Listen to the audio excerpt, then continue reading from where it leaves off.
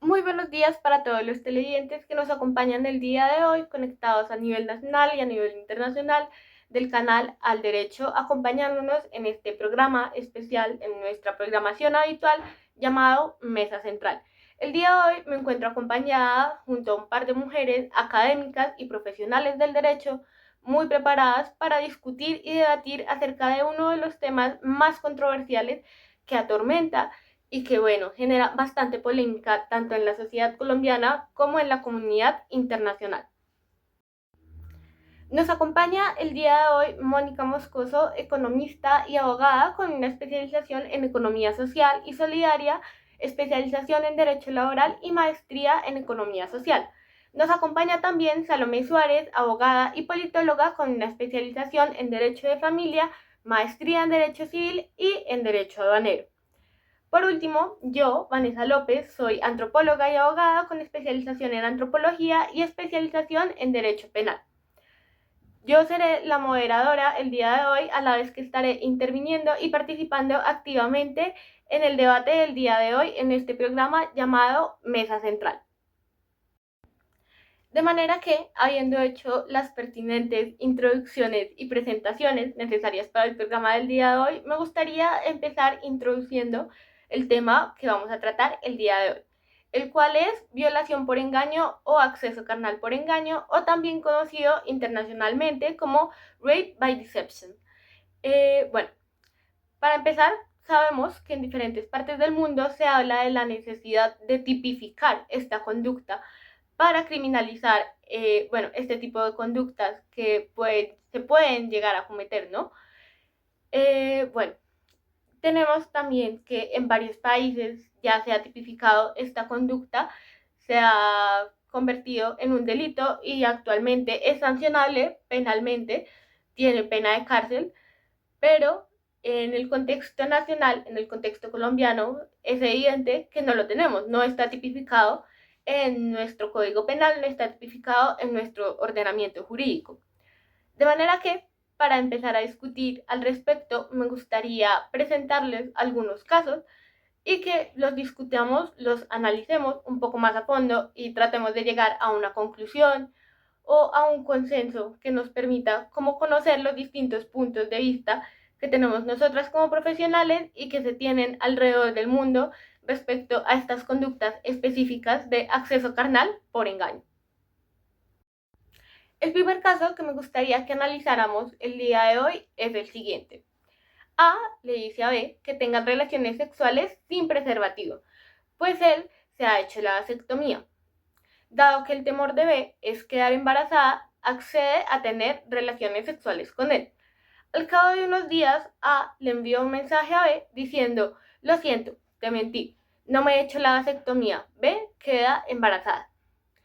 Me gustaría que discutiéramos un poco más a fondo este caso en concreto, al igual que otros casos que iremos presentando a lo largo de este programa.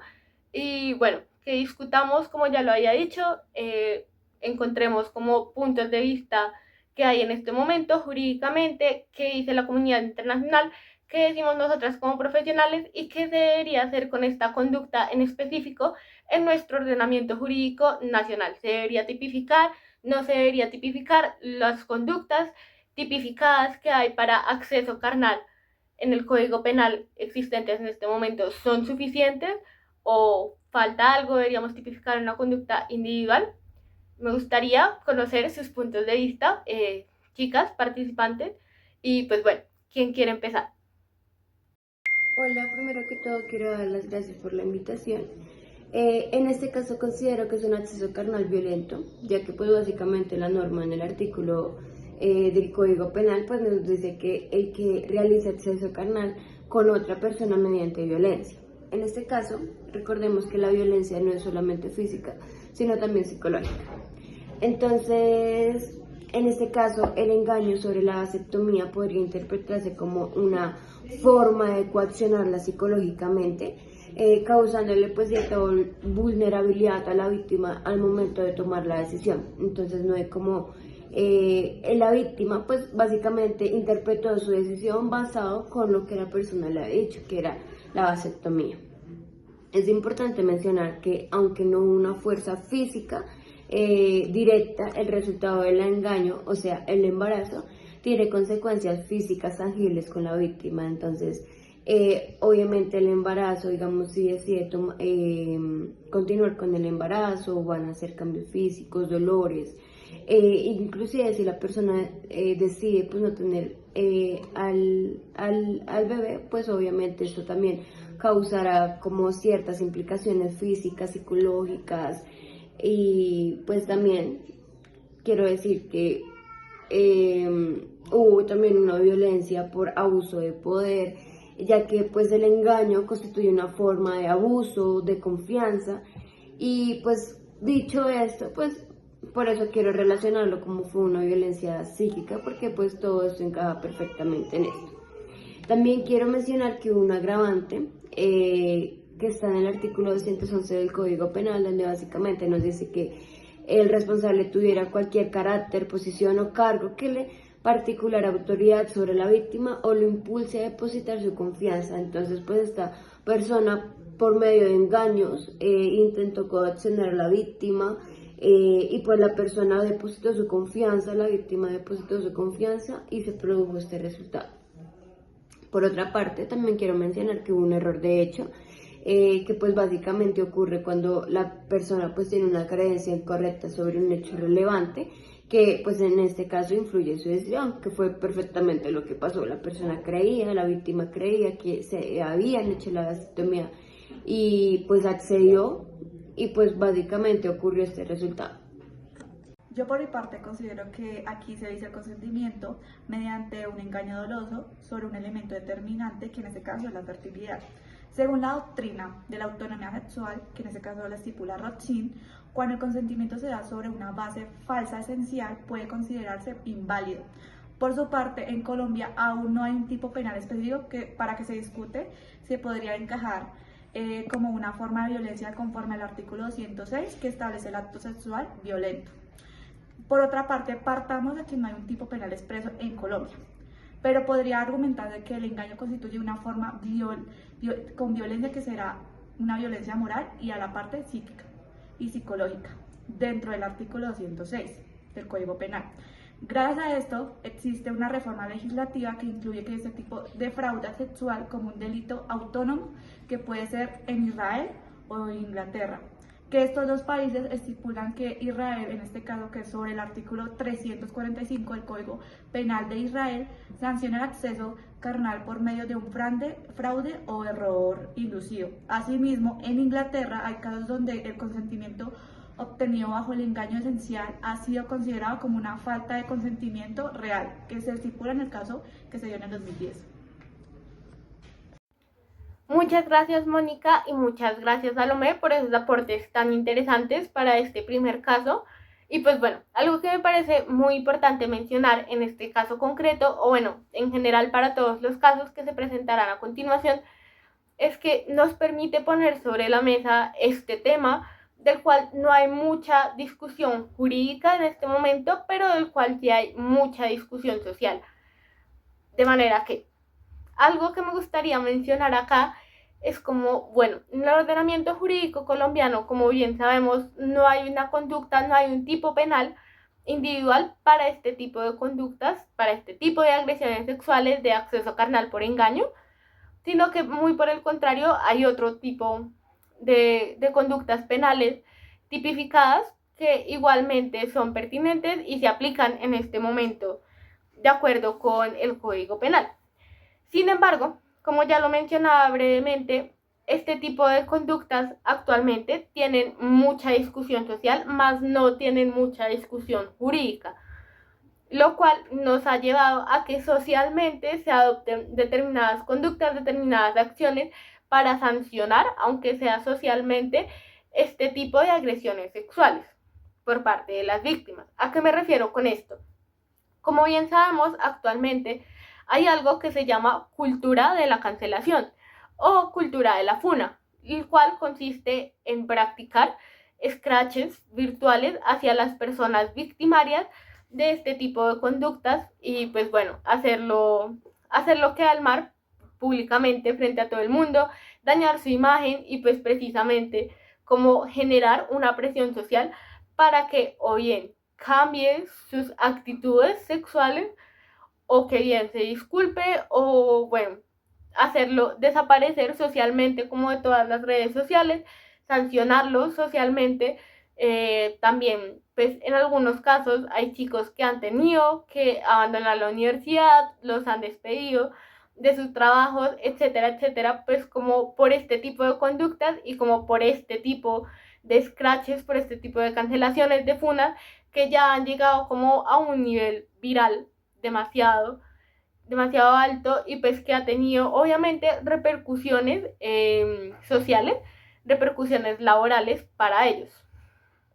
Ahora bien, algo que resulta muy pertinente mencionar en cuanto a este tipo de conductas y en cuanto a este tipo de sanciones sociales es precisamente que por más que las víctimas estén legitimadas, entre comillas, para hacer este tipo de denuncias públicas y de poner en evidencia como este tipo de agresiones sexuales por parte de determinados sujetos hacia ellas, este tipo de conductas está chocando directamente con el derecho que los victimarios tienen.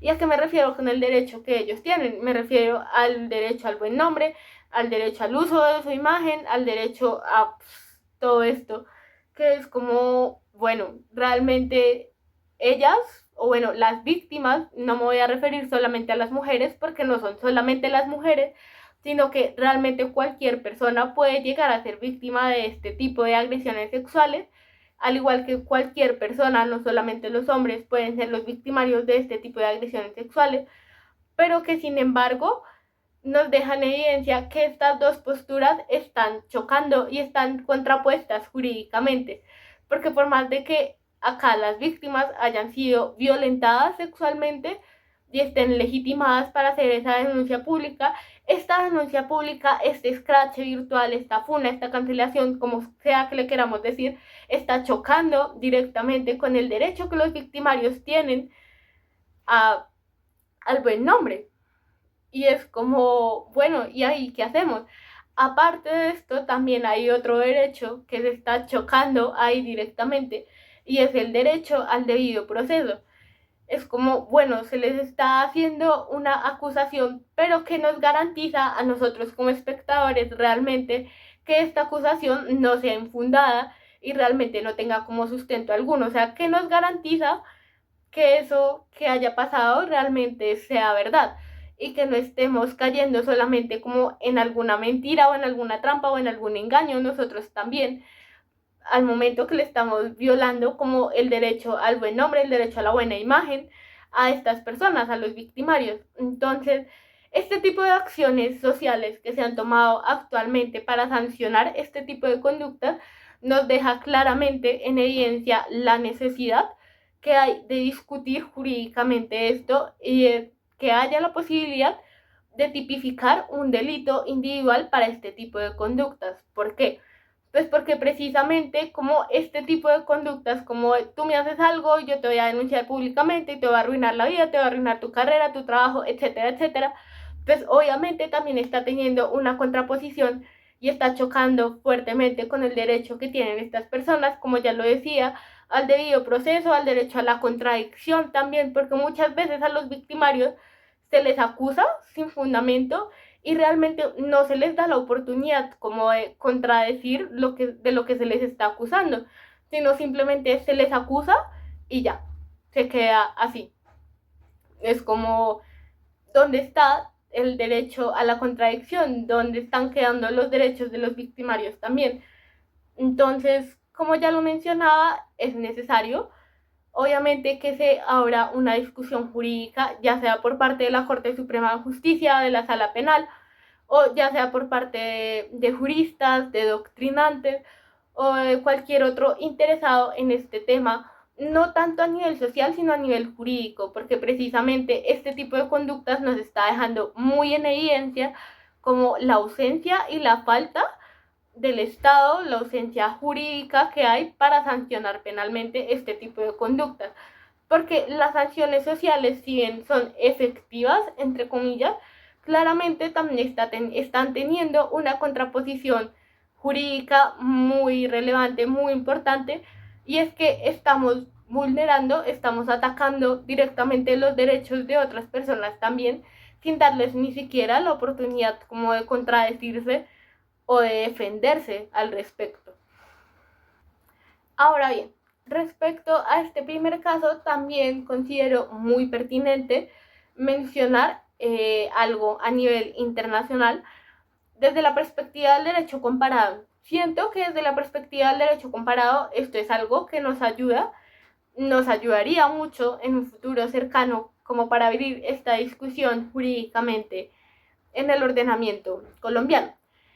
Y acá me gustaría mencionar brevemente a Canadá y a Israel, quienes han sido como los pioneros en tipificar y en sancionar penalmente este tipo de agresiones sexuales. Primeramente, en Canadá tenemos un caso muy particular en el cual una pareja mantiene relaciones sexuales y resulta que uno de ellos mintió respecto a no tener una enfermedad de transmisión sexual. Luego de que su pareja resultara contagiada de VIH, pues obviamente fue como, ¿qué pasó? O sea, tú me dijiste que tú no tenías ninguna enfermedad de transmisión sexual y luego resulté yo contagiada de VIH sin saber que tú lo tenías. Y pues bueno, acá se empieza un proceso judicial, pues como para ver a qué se puede llegar. Y la Corte Suprema de Justicia decidió sancionar este tipo de conductas. ¿Por qué?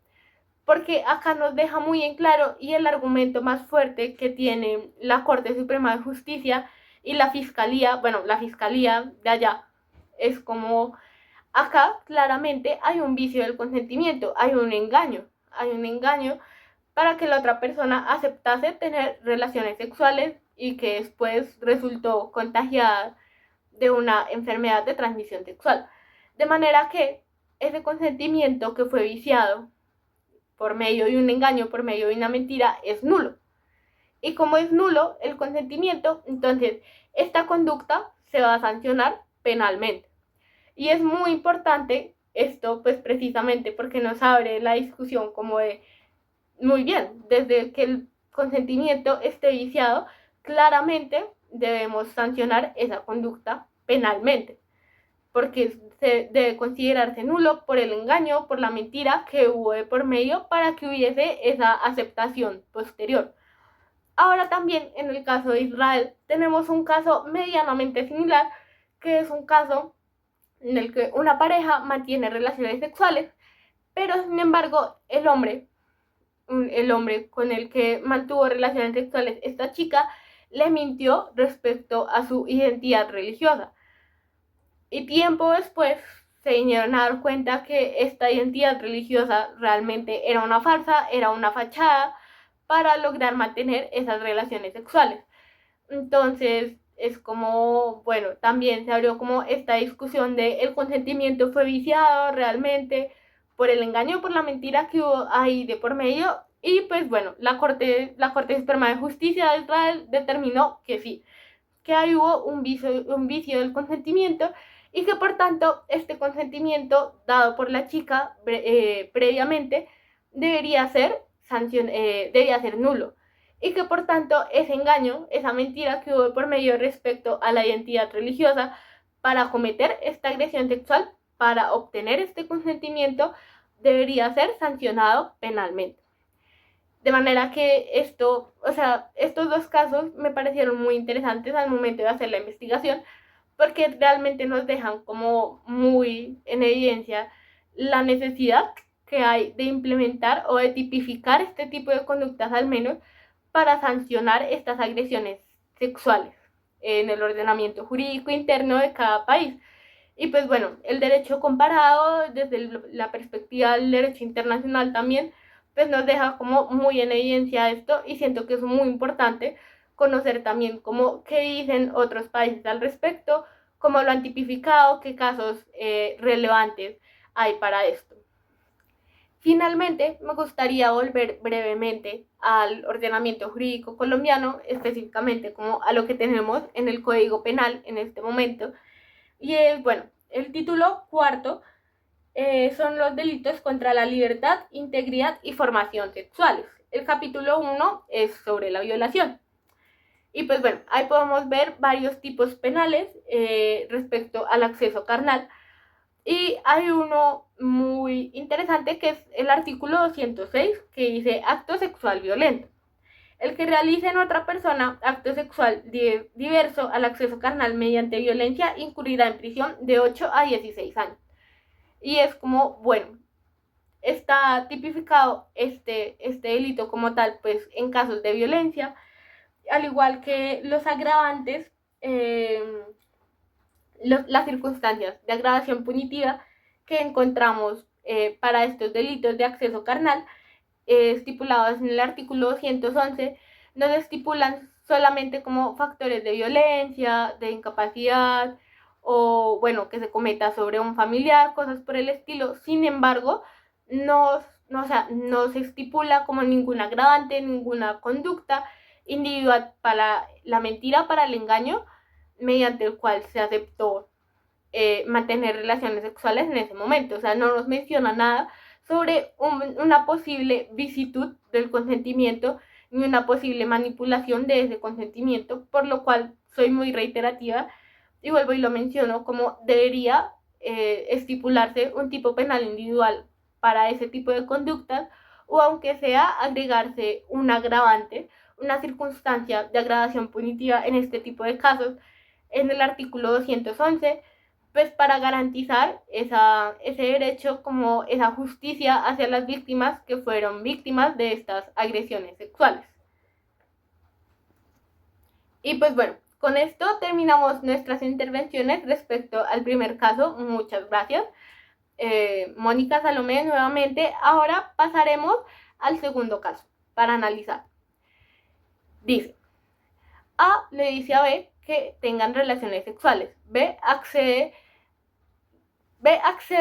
solo si A usa preservativo. A accede. Sin embargo, en medio del acto sexual, A se quita el preservativo sin el consentimiento de B y la accede carnalmente.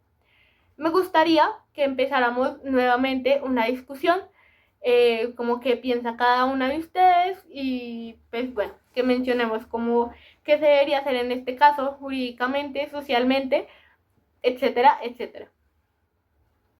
Bueno, en este caso considero que es un acceso carnal violento, porque el sujeto utilizó el abuso del poder, también al estar la víctima en una situación donde no puede dar su libre consentimiento, pone en un estado de vulnerabilidad. También esta acción podría poner a la víctima en una situación de riesgo físico, como lo es una enfermedad de transmisión sexual o un embarazo no deseado. En este caso, el consentimiento de la víctima estaba condicionado al uso del preservativo. Al momento de que pues se quitara el preservativo, actuó de manera deliberada para violar ese consentimiento. También hay un engaño como abuso de confianza y una violación a la autonomía sexual de la víctima, ya que como se había mencionado, estaba, ese consentimiento condicionado con el uso del preservativo. Esto no solo invalida su consentimiento, sino que pone a la víctima, como bien lo he mencionado, en riesgos físicos y psicológicos. Pues ya para el segundo caso, partamos de que el bien jurídico afectado es la libertad sexual, la autonomía corporal y la salud sexual. Aquí el consentimiento está limitado a una condición concreta. El uso del preservativo. Al retirarlo se transfiere el límite, por lo tanto el consentimiento no se mantiene inválido durante todo el acto.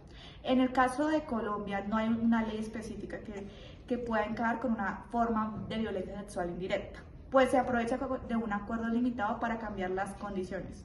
Por lo tanto, en algunas sentencias ha comenzado a estudiar el tema desde la perspectiva del engaño doloso como un impacto físico y psíquico.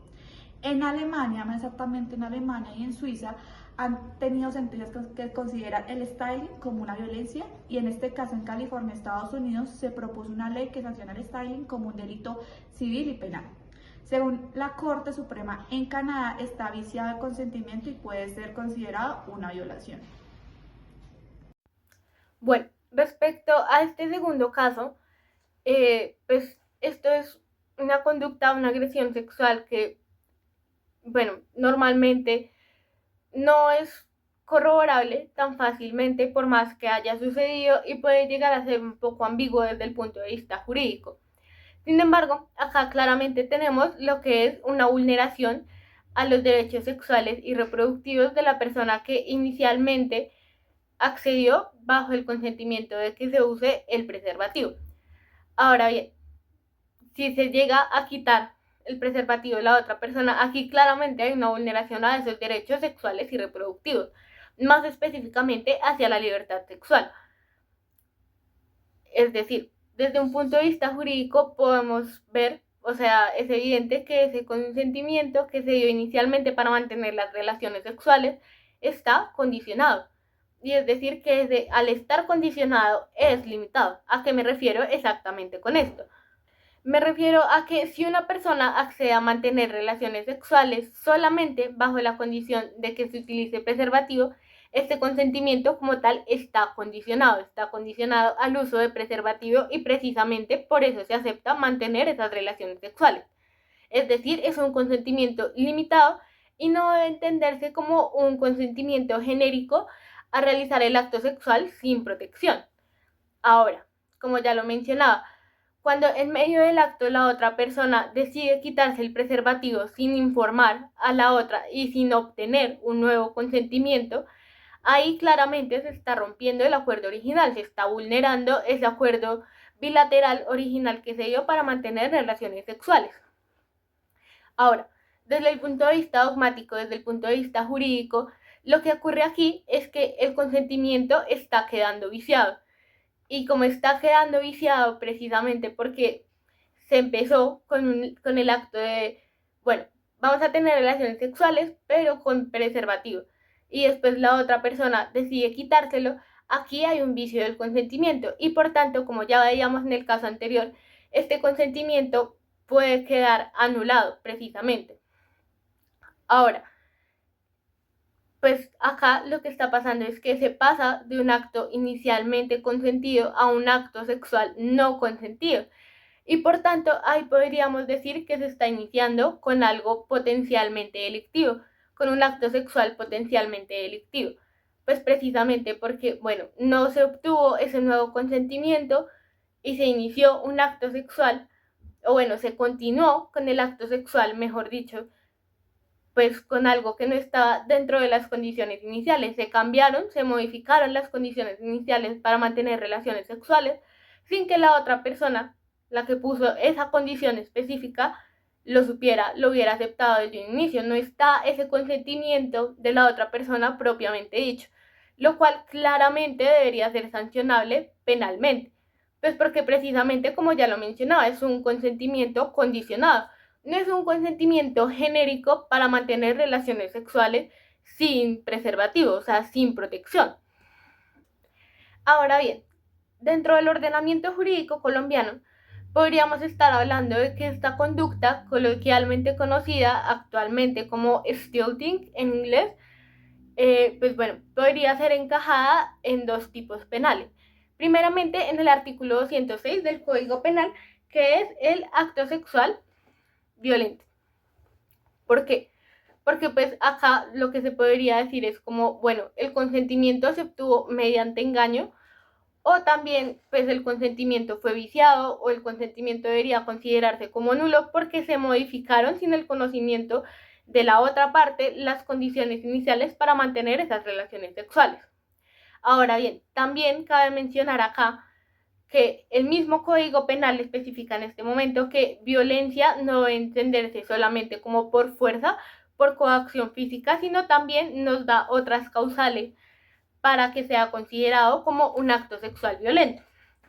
Acá, precisamente en el Código Penal, el artículo 206 nos remite al artículo 212A, en el cual se habla directamente de la violencia, pero se habla como de coacción física, coacción psicológica, y pues se trata como tal de todas estas condiciones que se pueden llegar a dar para modificar el consentimiento. Acá dice, artículo 212A. Para los efectos de las conductas descritas en los capítulos anteriores se entenderá por violencia el uso de la fuerza, la amenaza, la coacción física, la coacción psicológica, como la causada por el temor, la violencia, la intimidación, la detención ilegal, entre otros. Acá no nos está mencionando directamente como, bueno, el engaño puede llegar a ser considerado como una forma de violencia en estos tipos penales. Sin embargo, doctrinalmente, podríamos decir que actualmente se podría llegar a modificar como este tipo penal en específico para adecuar el engaño dentro de estos tipos penales o considerarlo como una causal de agravación. Ahora, también podríamos tomar acá como que hay una coacción física o una coacción psicológica, precisamente aunque no esté siendo tan directa, porque se está modificando ese acuerdo inicial, se está vulnerando el consentimiento que dio inicialmente la persona sin comunicárselo de ninguna manera. Ahora, otra cosa que se podría considerar acá también es como esta conducta en específica del stealthing podría llegar a encajarse también en el artículo 205, bueno, en la conducta descrita por el artículo 205, que es el acceso carnal violento, pues porque precisamente, como ya lo había dicho, doctrinalmente, actualmente, en el 2025, no se considera como la coacción física, la amenaza, la violencia física directamente hacia la otra persona como formas de violencia. La misma Corte Suprema de Justicia lo ha dicho y varios doctrinantes y, pues bueno, juristas también lo han mencionado como esta forma de entender la violencia ya no debe entenderse solamente como física, también debe entenderse como psicológica y de otras maneras. De manera que acá se podría considerar directamente que hubo una forma de imposición de la voluntad de la otra persona sin considerar la voluntad de la persona que inicialmente puso como esa cláusula condicional de mantengo relaciones sexuales solamente si se usa preservativo.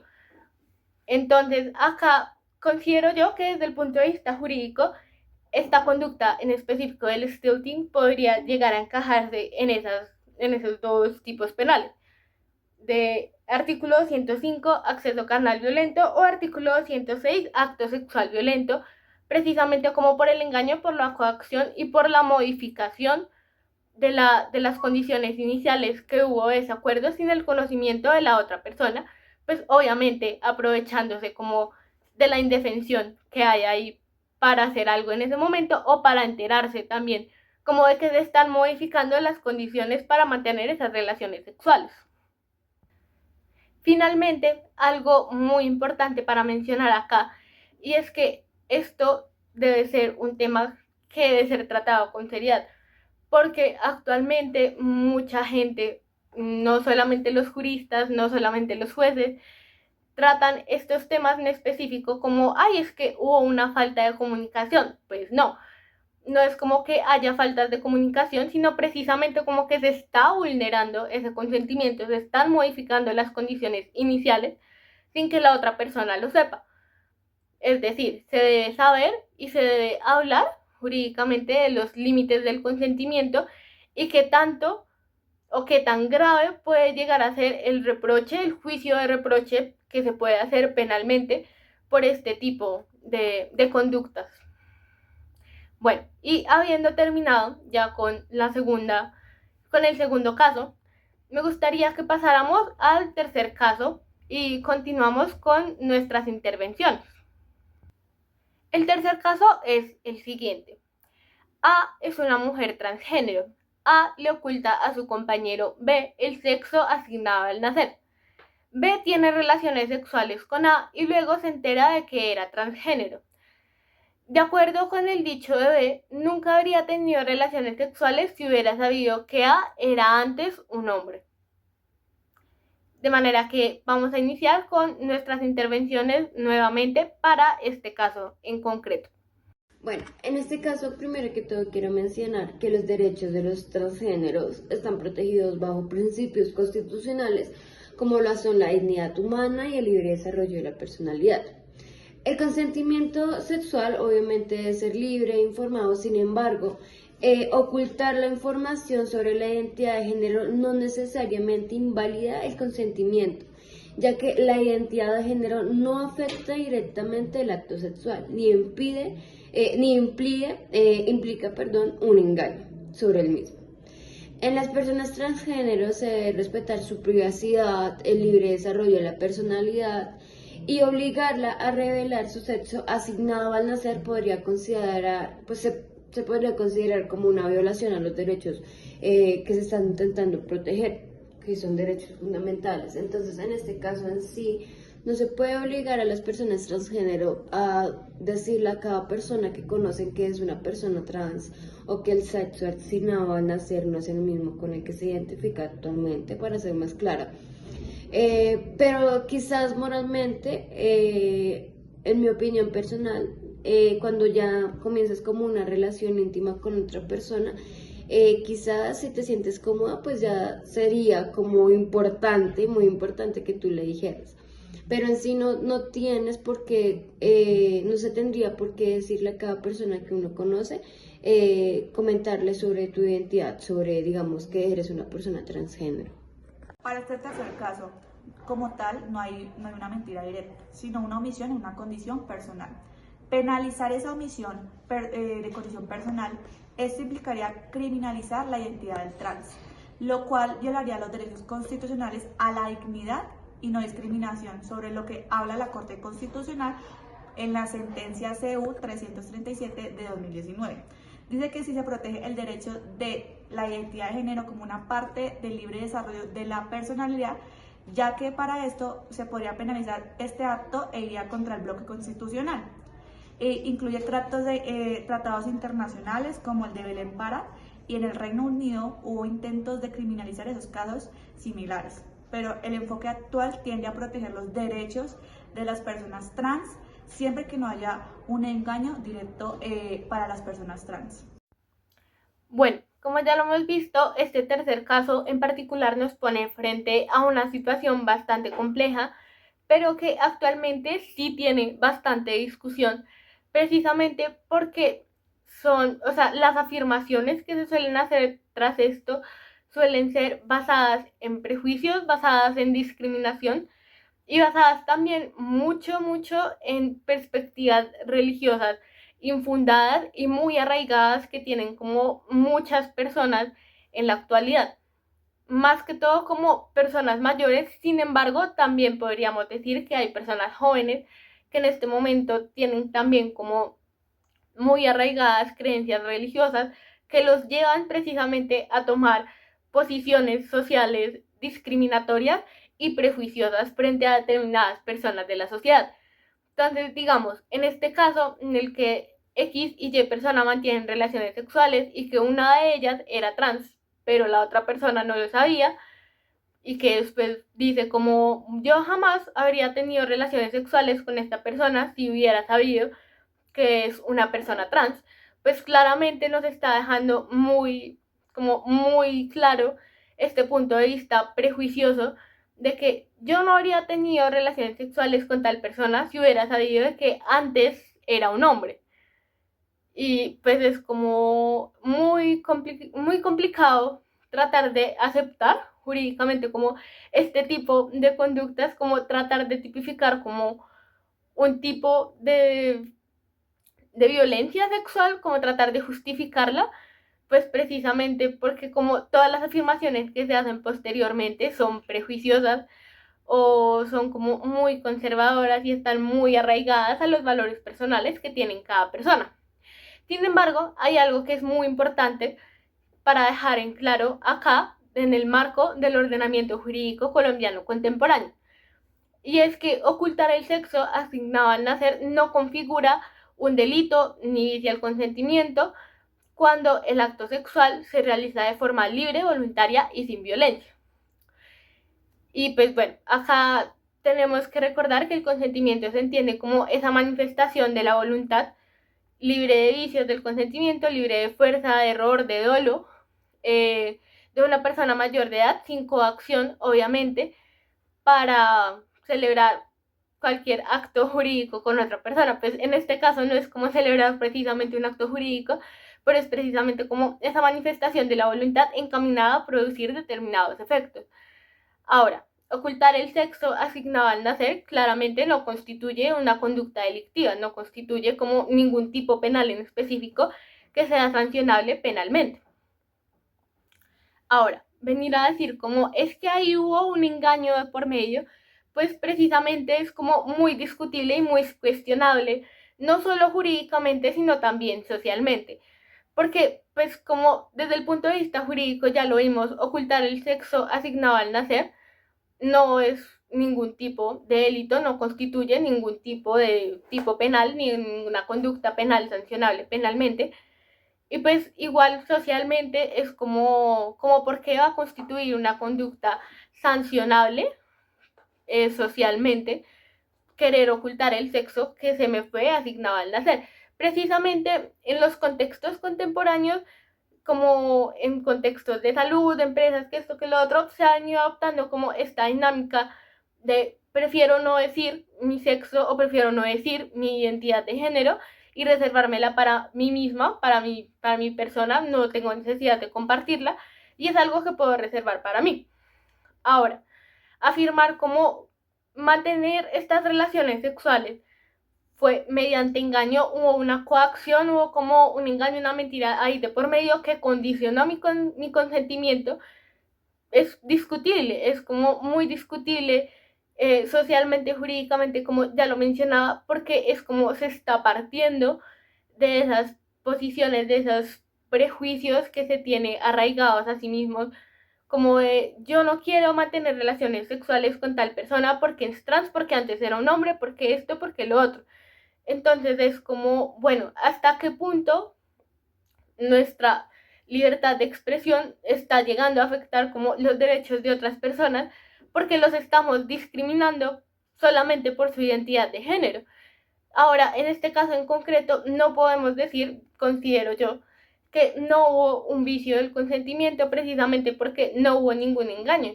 Y nosotros no podemos andar por la calle preguntándole a las personas trans o pidiéndole, exigiéndole a las personas trans como que nos tienen que decir a fuerzas su identidad de género. No se puede ni siquiera con cualquier persona como venir y decirle, tú me tienes que decir tu identidad de género sí o sí porque yo necesito saber qué eres tú antes de mantener relaciones sexuales contigo. No. O sea, es algo sumamente discriminatorio, es algo sumamente prejuicioso y que obviamente también, no en todos los casos, pero muchas veces en algunos casos está como muy condicionado por preceptos religiosos. Es como, no, que tal cosa es pecado y que Dios está en contra. Y es como, es respetable, sin embargo, es muy discutible. Y pues acá obviamente, vuelvo a lo que ya mencionaba previamente, es como hasta qué punto estamos llevando nuestro derecho a la libertad de expresión sin vulnerar los derechos de otras personas. Porque digamos como este punto de vista religioso más que todo, como decir, es que tal cosa es pecado, y tú no deberías hacerlo, pues obviamente estamos llevando como nuestro derecho de libre expresión muy allá. Estamos vulnerando los derechos de otra persona sin darnos cuenta. Y es como debemos cuestionarnos nuestras prácticas también. Y pues también como tratar de tomar acción para no tener repercusiones negativas sociales en otras personas que sean distintos a nosotros. Porque precisamente si es alguien que es distinto a nosotros, debemos aceptarlo, debemos respetarlo en el marco de nuestro derecho a la libertad de expresión, sin llegar a afectar sus derechos también, porque pues precisamente ellos también tienen la capacidad jurídica de ejercer ese derecho a la libre expresión y ser quienes quieran ser, sin estar como condicionados o atemorizados por el que dirán las otras personas, el que dirán los religiosos, el que dirán los conservadores. Ahora bien, como ya lo decía desde el punto de vista jurídico, claramente nuestros derechos tienen un límite y ese límite es obviamente como el derecho de otra persona, que no podemos llegar a afectar ejerciendo nuestros propios derechos. Ahora, si se llegase a abrir la discusión como para criminalizar este tipo de engaños, es que esa persona tiene que decirle que es trans a otra persona antes de mantener relaciones sexuales, pues abriría como también la puerta y pondría en la mesa también como este tema de discusión para criminalizar conductas a partir de la discriminación. Y pues realmente es como un poco contradictorio, porque si la discriminación propiamente dicha es una conducta penal sancionable, como por qué debería abrirse la puerta, como por qué debería abrirse esa discusión para criminalizar ese tipo de conductas. O sea, es muy contradictorio. Aparte, lo que ya mencionaba previamente, como todo esto se desarrolla en el marco de un derecho constitucional, que es el derecho a la libre expresión. Entonces, es como obviamente este choque de derechos que puede llegar a haber, pues partiendo a partir también de los prejuicios, partiendo a partir también de los preceptos personales y religiosos que yo como persona puedo llegar a tener. Sin embargo, me gustaría concluir en este caso concretamente diciendo que por más que la otra persona considere como que hubo un engaño de por medio, realmente no lo hubo. No lo hubo porque una persona trans no está obligada a gritar a los cuatro vientos su identidad de género. Y pues bueno, en este caso, como bien hemos visto, no hay ningún vicio del consentimiento ni nada por el estilo. No hubo fuerza, no hubo coacción, no hubo ningún tipo de manipulación, no hubo ningún tipo de engaño, más allá como de no compartir mi identidad de género, mi sexo asignado al nacer con la otra persona, sino es como el consentimiento estuvo libre de vicio, se dio voluntariamente, se dio libre de fuerza. Entonces, en este caso en concreto, considero que no debería considerarse como una conducta sancionable penalmente, precisamente porque se está partiendo de la discriminación. Entonces, considero que en este caso no hay ningún tipo de violencia sexual específicamente, sino que precisamente se está partiendo de la discriminación y por tanto no es una conducta penal sancionable. Bueno, habiendo dicho esto y habiendo concluido con el tercer caso en particular, pasaremos ahora al cuarto caso, el cual es el siguiente. A, aprovechándose de su gran parecido a Brad Pitt, le dice a B que es Brad Pitt. B tiene relaciones sexuales con A creyendo que es Brad Pitt, pero luego se entera de que no era él. Me gustaría saber qué piensan, cuáles son sus opiniones al respecto y qué debate jurídico se puede dar a partir de esta conducta en específico. En este caso quiero mencionar que hubo una suplantación de identidad, entonces pues esta persona que se hacía pasar por Brad Pitt, con el fin de obtener un provecho para sí, suplantó a una persona atribuyéndole el nombre, edad, básicamente como todos los atributos de la personalidad. En este caso, considero que pues no necesariamente fue un abuso sexual si el engaño se centra en el estatus o la identidad de la persona y no directamente en la libertad de la víctima. Se podría considerar, y yo considero personalmente, que es una estafa que está en el artículo 246 del Código Penal, donde pues básicamente esta nos dice que induciendo o manteniendo a otro en error por medio de artificios o engaños. En este caso es un error de hecho, y pues básicamente esto ocurre cuando la persona tiene la creencia incorrecta sobre un hecho relevante que influye pues su decisión. Para el cuarto caso se trata de una suplantación con intención dolosa de obtener el consentimiento sexual. Según Rothschild, sostiene que el consentimiento viciado por engaño en elementos esenciales anula la libertad sexual real. También dice Rothschild que el consentimiento debe ser libre, sin coacción y consciente respecto a los elementos esenciales de la situación. Aquí la identidad personal del sujeto fue la razón determinante del consentimiento. No fue una mentira menor o superficial, sino un engaño estructural y planificado, que indujo a que el consentimiento fuera inexistente desde la óptica penal. Además que para este caso el consentimiento basa integralmente en la mentira. En Colombia actualmente no lo hay, ya que el acceso carnal violento que se estipula en el artículo 205 y los actos sexuales con violencia que se estipula en el artículo 206 del Código Penal requieren fuerza o violencia física y moral. Y en el engaño no se contempla como una causal autónoma de ilicitud del consentimiento. En este caso, en Israel, este caso encajaría como un delito sexual por fraude. En Estados Unidos, en algunos estados, se han condenado como una violación por suplantación de identidad. En Francia, el Tribunal de Versalles en el año 2007, un hombre que fingió ser médico y engaña a mujeres para que accedan sexualmente y en este caso fue condenado por violación mediante un fraude. Bueno, este caso en particular nos pone ante una situación muy compleja también y que tiene discusión jurídica no tan amplia, pero que lo tiene. Sin embargo, es un caso bastante curioso y que en el caso concreto del ordenamiento jurídico colombiano no hay una conducta penal sancionable para los errores de juicio personales. Es decir, si yo me equivoco de que X persona era otra persona y yo mantengo relaciones sexuales con esa persona creyendo que era otra X persona, pues esa persona no va a tener como alguna sanción penal al respecto por un error de juicio personal. Sin embargo, a nivel internacional, sí se habla como de, bueno, acá sí puede haber un vicio del consentimiento, precisamente porque hay un engaño.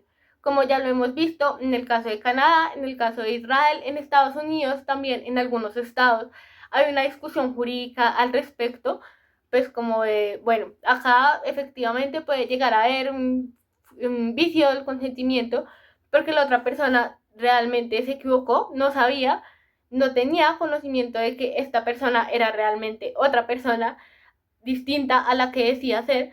Sin embargo, como ya lo mencionaba, acá en Colombia no hay como ningún tipo penal que sancione esa conducta en específico.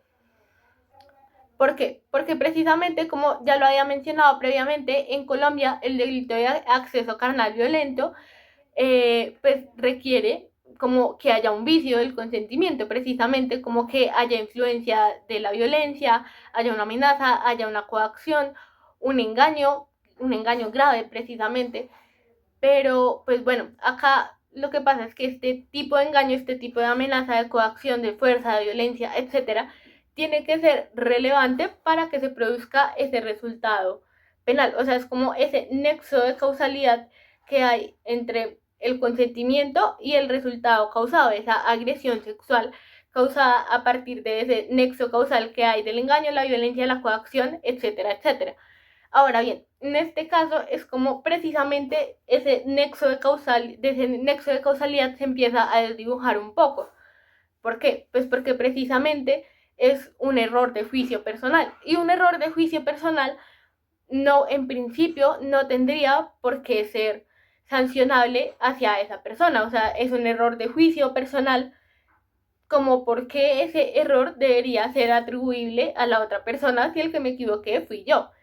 Y pues este es como el argumento más sólido que tiene el ordenamiento jurídico colombiano en este momento para justificar o aunque sea para no sancionar este tipo de conductas, pues precisamente porque es como muy complicado de corroborar. Y no solo que sea complicado de corroborar, sino que no tendría sentido jurídicamente hablando y socialmente hablando, atribuirle a esa otra persona ese error de juicio personal que yo tuve sobre su identidad personal. Ahora, hay personas que mencionan que esta conducta debería encajarse en un tipo penal, y es el artículo 296 o el delito de falsedad personal, el cual nos estipula el que con fin de obtener provecho para sí o para otro o causar daño, sustituya o suplante a una persona o se atribuya nombre, edad, estado civil o calidad que pueda tener efectos jurídicos, incurrirá en multa siempre que la conducta no constituya otro delito. Ahora bien, esto nos habla de la falsedad personal o de la suplantación de identidad, pero precisamente es como esto va encaminado a producir determinados efectos. Normalmente los efectos que se pretende conseguir con este tipo de delitos en particular son efectos civiles, efectos jurídicos, celebrar actos jurídicos a nombre de otra persona y obtener provecho propio u obtener provecho para otra persona. En este caso concreto de mantener relaciones sexuales bajo una identidad que no es propiamente mía, no constituye como tal un tipo penal específico y no encajaría como tal en este tipo penal específico que estipula el artículo 296. Por tanto, es importante, obviamente, que haya una discusión jurídica al respecto, que se hable al respecto como de qué se debería hacer en estos casos, cuando claramente es como un error de juicio personal y cómo ese error de juicio personal podría llegar a convertirse en atribuible para esa otra persona que yo creía que era otra persona de la cual no conocía realmente su identidad, pero pues en este caso es como, no sé, es un poco complicado como encajarlo realmente con los tipos penales existentes o encajarlo con el tipo penal de identidad, de falsedad personal, perdón, pues porque precisamente es como no se están cumpliendo propiamente los elementos de ese delito. Finalmente, como ya sabemos, en este caso, si no se constituye como este error de juicio personal en una conducta tipificada penalmente, que sea sancionable penalmente, pues como porque el consentimiento dejaría de ser válido. Acá, de lo que se podría hablar muy por el contrario, es como el consentimiento sigue siendo válido, precisamente porque el derecho penal no se encarga como de esa área personal, no se encarga de esa área que tiene cada persona, como de yo me voy a hacer cargo de tu mala decisión o me voy a hacer cargo de ese error de juicio personal, porque recordemos, el derecho penal lo que hace es proteger los bienes jurídicos más importantes frente a los ataques más graves. Y en este caso no podemos decir como que haya un ataque muy grave a este derecho a estos derechos sexuales y reproductivos y a este derecho de libertad sexual, sino que precisamente en este caso en concreto el consentimiento se dio voluntariamente, se dio libre de vicios por un error personal, por un error de juicio personal. Y acá, como bien sabemos, no constituye un delito precisamente porque no hay coacción, no hay violencia, no hay fuerza, no hay nada, sino que simplemente es como yo creí que tal persona era otra y resulta que no era esa otra persona que yo creía que era. Y pues precisamente el derecho penal no puede hacerse cargo de todo eso. Bueno, y habiendo terminado ya con estos 4 casos, vamos a pasar a nuestro último caso, a nuestro quinto y último caso de esta sección especial del día de hoy. Y terminaremos con las intervenciones de cada una, obviamente los agradecimientos que se merecen, y terminaremos con el programa por el día de hoy. El último caso, es el siguiente. Y es un caso de la serie El estafador de Tinder de Netflix. A se hace pasar por multimillonario, se inventa una identidad, hace un montón de acciones que hace creer que es la persona que dice ser. Y en medio de eso se relaciona sexualmente con varias mujeres. Luego se sabe que no era él quien decía ser. Las mujeres afirman de saber quién era en realidad, que de haber sabido quién era él en realidad, no habrían mantenido relaciones sexuales con él. Me gustaría conocer qué piensa cada una de ustedes, cuál es el debate jurídico que podría hacerse al respecto. Y pues nada, ya terminaríamos con nuestro programa por el día de hoy. Bueno, en este caso, al igual que el anterior, considero que es un engaño, una estafa, ya que pues básicamente inducía a la víctima por error por medio de artificios o engaños. En este caso, quiero mencionar que es un error de hecho. Esta persona se hacía pasar por un multimillonario, aunque es importante mencionar que esto va mucho en cómo lleve la situación cada víctima, ya que si alguna de estas personas considera que su consentimiento fue viciado, podríamos irnos por un acceso carnal violento. Pero si pues estas acciones básicamente lo que generarán es que pues la víctima se sintiera estafada, se sintiera engañada, pues nos iríamos por medio de un engaño. Pero si la víctima en algún momento llegase a sentir que, digamos, esta acción de alguna forma la hizo sentir vulnerable, violentada o algún tipo de situación que la haga sentir mal, podríamos irnos por un acceso carnal violento. Siento que en este tipo de casos depende mucho el sentir de la víctima, cómo la víctima lo interprete.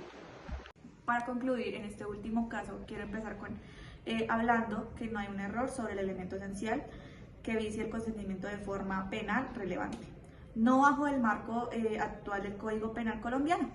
El consentimiento sexual fue dado libremente por la víctima, sin coacción física ni engaño sobre la naturaleza del acto sexual ni la identidad esencial del sujeto. No encaja dentro de los artículos 205, que es acceso carnal violento, ni el artículo 206, que son actos sexuales con violencia, ni tampoco de ningún otro tipo sexual.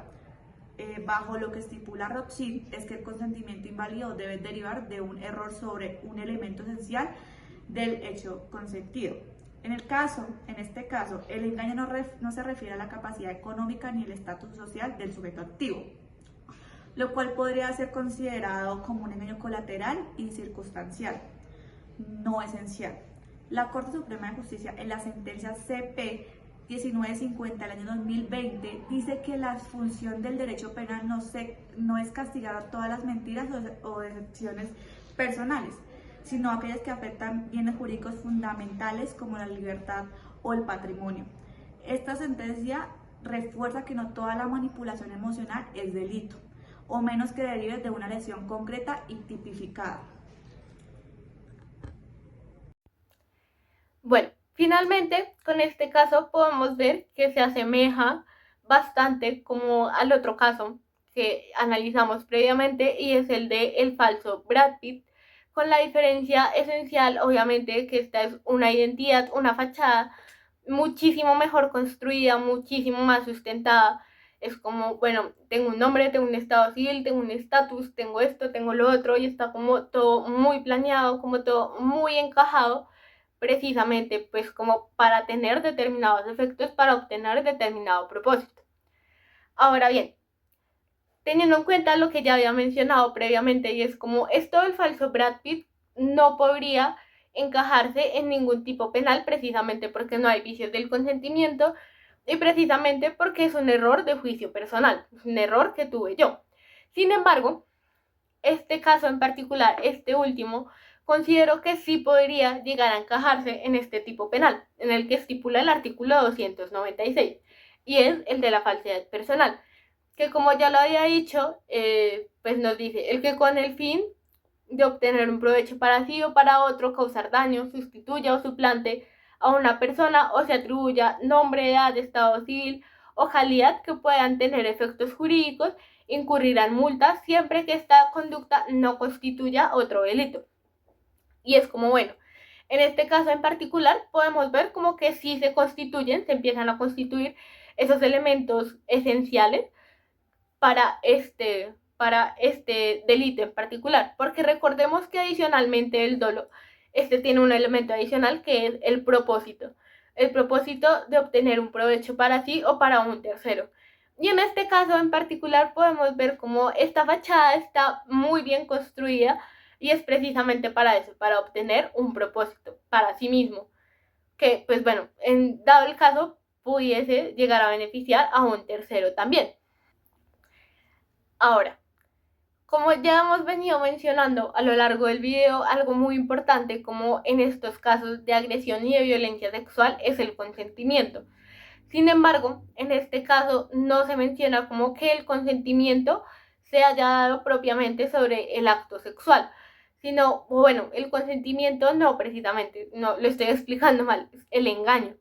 El engaño que surge acá no se da precisamente sobre el acto sexual, no se da propiamente como sobre los actos que se van a llevar a cabo, ni propiamente como que voy a hacer o que voy a aceptar o que me condicionas tú y que voy a aceptar yo y a que me tengo que limitar yo, sino que ese engaño es algo externo a las relaciones sexuales. Ese engaño se basa obviamente en la identidad de la persona. De manera que acá, en el caso de las personas que consintieron tener relaciones sexuales con esta persona que construyó esta fachada para fingir ser otra persona con nombre, identidad, estatus, estado civil, etcétera, etcétera, como muy construido para aparentar algo, pues claramente acá no hay un vicio del consentimiento, sino que precisamente estamos hablando como de, bueno, hay un engaño, sí, hay un engaño, pero ese engaño no se está dando propiamente sobre el acto sexual, como ya lo había mencionado. Ese engaño se está dando sobre la identidad de la persona. De manera que si ese engaño se dio sobre la identidad de la persona, podría, al igual que en el caso anterior, como no, o sea, no habría como ningún delito sexual precisamente ahí, porque pues no está como recayendo ese engaño propiamente sobre el acto sexual como tal. Yo no te estoy condicionando, yo no te estoy engañando para que mantengas relaciones sexuales conmigo. Yo lo que estoy haciendo es engañarte respecto a mi identidad. Y siguiendo este orden de ideas, pues acá claramente no habría un delito sexual porque no hay vicio del consentimiento, no hay una visitud del consentimiento que pueda considerar, que pueda llegar a establecer este consentimiento como nulo y sancionable penalmente de manera posterior, sino que muy por el contrario, esta conducta debería encajarse en esto de falsedad personal, porque precisamente como ya lo había hecho, aquí está el dolo de la conducta, como de voy a fingir ser una persona que no soy, y adoptar una identidad que no es la mía propiamente, con el propósito de obtener un provecho para mí o para un tercero. Es decir, aquí está como ese dolo y ese elemento adicional al dolo que nos permite estipular y establecer esta conducta dentro de ese tipo penal específico. De manera que podemos ver que en el marco del ordenamiento jurídico colombiano y en el marco de nuestro derecho interno, esta conducta no constituye propiamente un delito sexual, sino que muy por el contrario está constituyendo otro tipo de delito que es la falsedad personal estipulada en el artículo 296 y que bueno, por tanto, o sea, como estas relaciones sexuales que se mantuvieron con estas personas y que después dijeron como, yo no habría tenido relaciones sexuales contigo si hubiera sabido que no eras millonario, etcétera, etcétera, pues obviamente no son sancionables penalmente porque pues no hubo como esa visitud, esa coacción, esa fuerza del consentimiento, aparte de que ese engaño, como ya lo he venido mencionando, no se dio propiamente sobre el acto sexual, sino sobre otra cosa que es la identidad de la persona. Entonces, por tanto, esta conducta en particular, la de este último caso, no es sancionable penalmente desde el punto de vista de delitos sexuales, pero sí es sancionable penalmente pues desde el punto de vista como el delito de falsedad personal.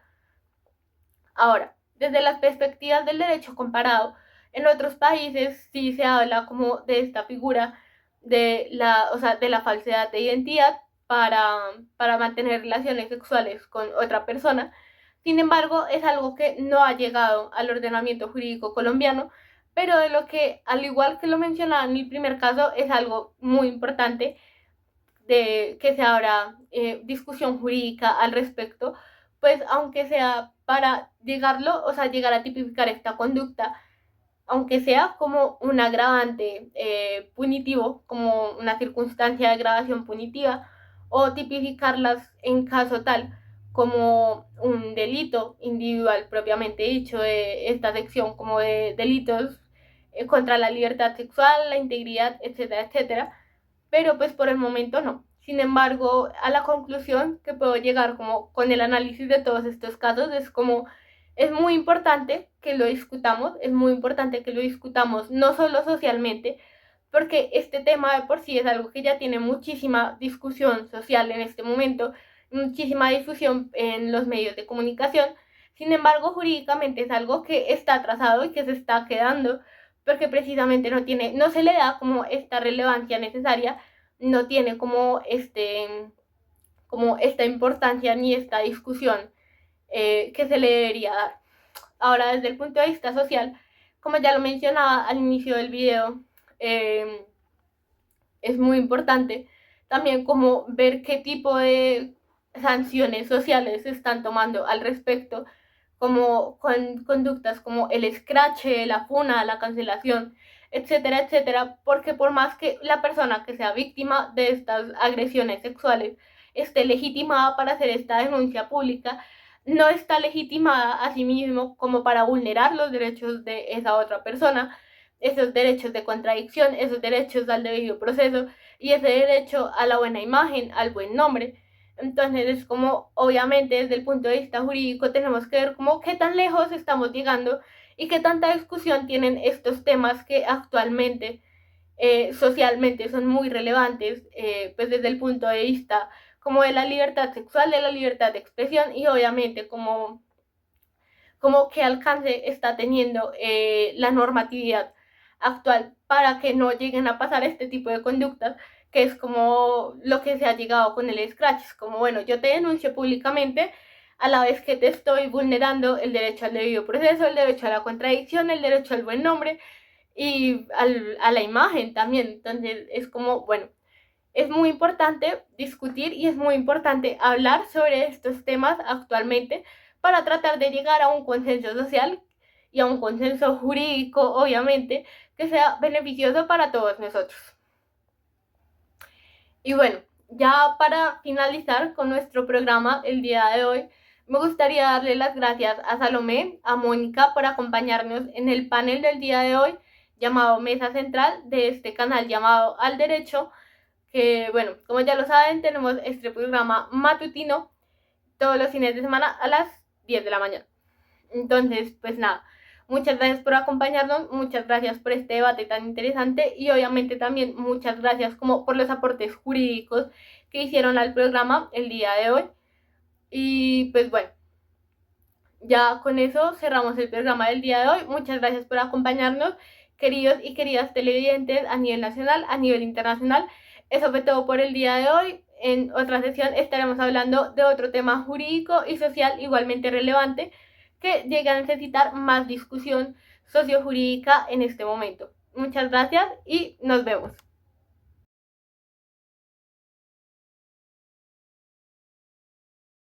Indirecta, pues se aprovecha de un acuerdo limitado. De criminalizar esta conducta, o bueno, más específicamente, Conforme al tercer caso, tercer o cuarto. Habla que el que realice carnal violento, el que realice el primer caso. Finalmente, también me gustaría aportar algo.